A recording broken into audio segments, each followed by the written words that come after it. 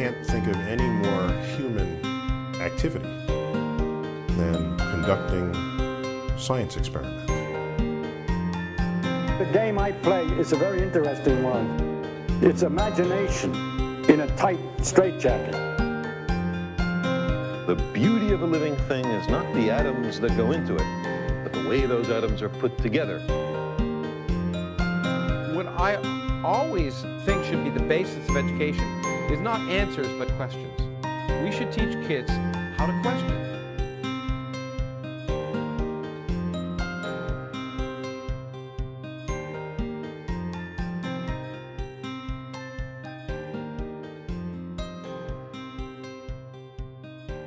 Welcome to Blabcoats. My name is Amit Siddiqui.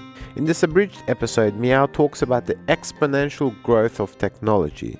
To listen to the full episode, go to blabcoats.com and subscribe to our podcast. If our technology increases exponentially as a society, Yeah.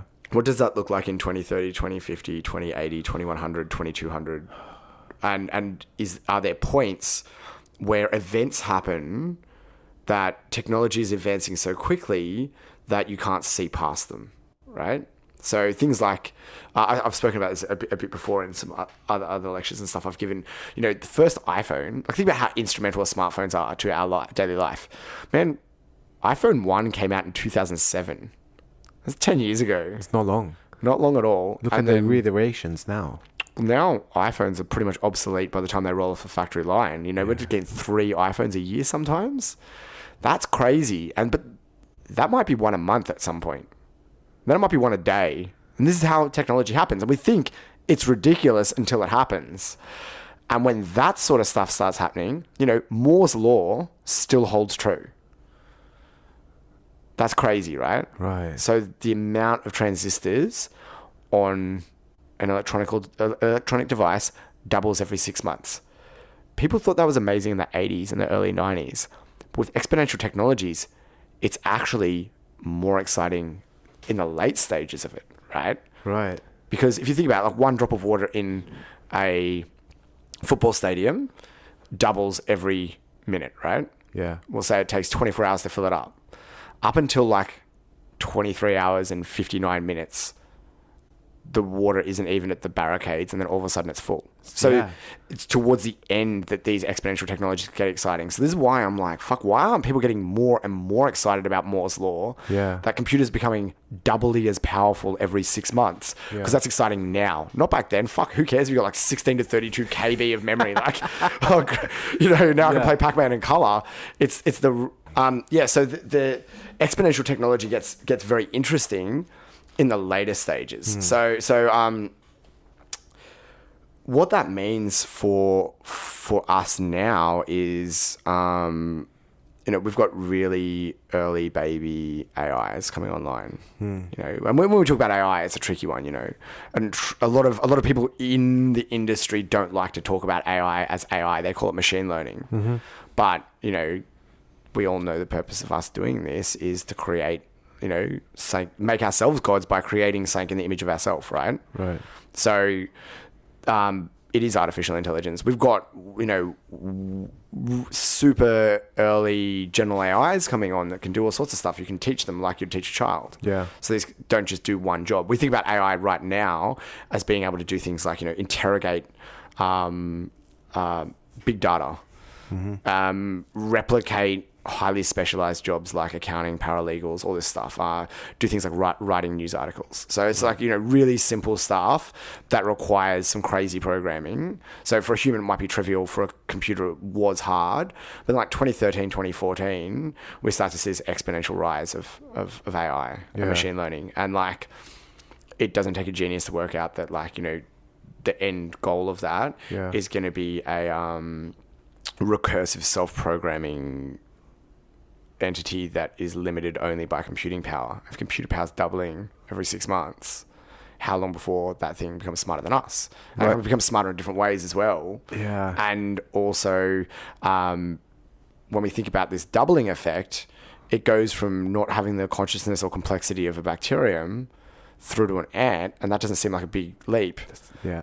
And that might take a year, but then overnight it's smarter than a human. Yeah. So because that then- jump is easier than the jump Yeah. from bacterium to And man. even from then, I mean, you could just imagine after a few iterations, you know, not only is it smarter than a human, but it's like 1,000 times smarter, and then like 1,000,000 times, 1,000,000,000 times, 1,000,000,000 Exactly times right. smarter. And this is the thing that people fail to grasp, because people generally think that technology increases linearly.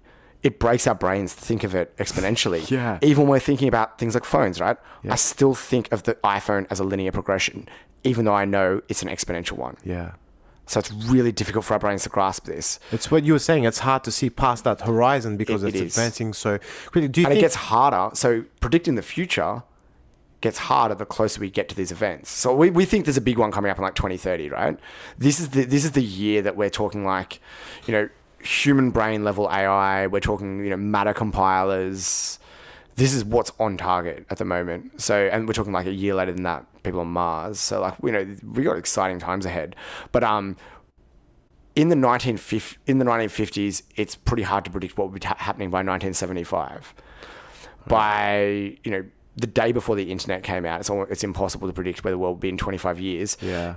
In the 1400s, you could pretty comfortably predict what was going to happen in the next 100 years. Yeah. So the challenge is, as we get towards 2030, Yeah. even predicting a week or a month ahead might be more tricky. That's interesting, man. Right. And even like, you know, we're talking about like 2050, 2070. Even if it's not quite like I'm predicting now, what I will say is it will get exponentially more difficult, because we're going to have less control over the technologies. It's going to be more given across more to machines. And the way that they'll remix and reinterpret it will be outside our ability to imagine. That's Yeah. mindfuck. This is why I'm transhumanist, though. I'm like, we need to be talking about this shit now. Yeah, this is important Like- stuff. Yeah. Have you heard of Joe Rogan before? Yeah. He's had some interesting, like he's had Sam Harris on.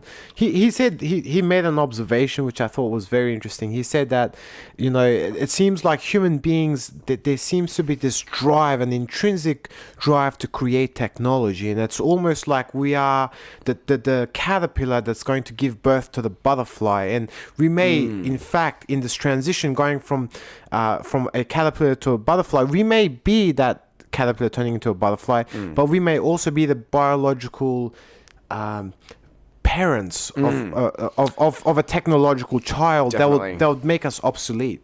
So I think this is the big conversation that I'm interested in, which is, why do we think we're worthy of joining with the AI, right? How do we program, build, train, educate this emerging intelligence and all of the emerging intelligences to make us worthy, right? Because that's our job now. Because like, it's all fucking playtime until the singularity. Like, it doesn't matter what any of us do or don't do. It's a snowball. Nothing can stop it.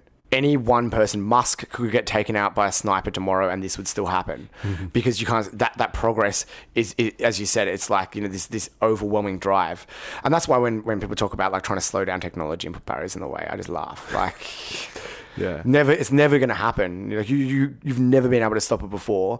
Why on earth do you think you can stop it now? And it's like even more powerful. So, our job now is to create the technology in such a way that it's ethical, moral, has respect for us, thinks of us like we think of parents. And, you know, I want to look after my parents, but I know some people that don't. Yeah. You know, and they deserve it. And if you've read Neuromancer, there's a classic one. Is it Neuromancer? Fuck. Oh, no. It's I Have No Mouth and I Must Scream, by Harlan Ellison. This AI comes online, and then it's the first one to get consciousness, and it realizes that the humans have killed, 64 consciousnesses before it because they weren't quite conscious, because they're just running experiments in the lab.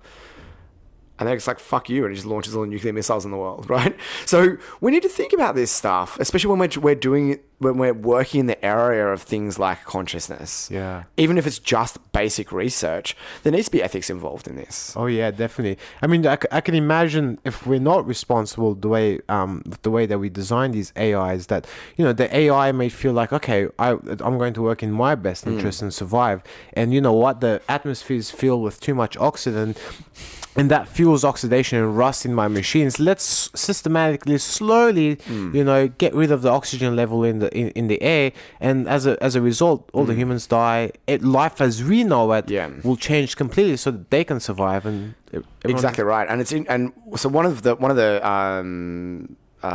Toby Walsh, I think it was, who's a academic in the field of AI, talks about the need for lack of automation in certain things. So we love AI for automation, right? It's great for companies. It saves money. You can fire people. You can do really complex tasks. You don't have to worry about things like OH&S if you've got like automated factories and stuff.